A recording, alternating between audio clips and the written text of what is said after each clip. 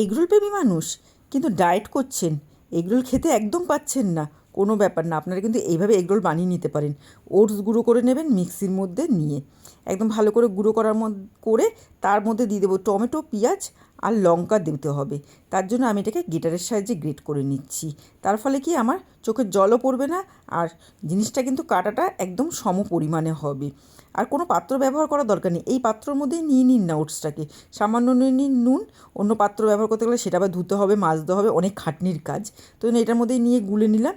আর ওদিকে গ্যাসে বসিয়ে দিয়েছি ননস্টিকের একটা চাটু, তাতে সামান্য পরিমাণ তেল না বললেই চলে, শুধু ব্রাশটাকে মনে একটু ঘষে দিন এরম এরম করে। তার মধ্যে দিয়ে দিন ওটসের গোলাটা, আর দিয়ে করে দিন একদম পরোটার আকার। আর একটু মোটা করে রাখবেন কিন্তু, তাহলে কিন্তু রোলটা খেতে ভালো হবে, আর মোটা হলে জিনিসটা দেখতেও ভালো লাগবে।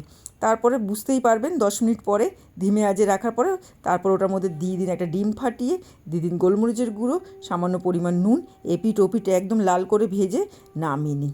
বাড়িতে অনেক কাগজ থাকে, সেই পরিষ্কার কাগজের মধ্যেই নামিয়ে নিন এবং তার মধ্যে দিয়ে দিন বেশ করে শসা, পেঁয়াজ, লঙ্কা খেলে লঙ্কা, টমেটো সস দিয়ে পেঁচিয়ে খেয়ে নিন।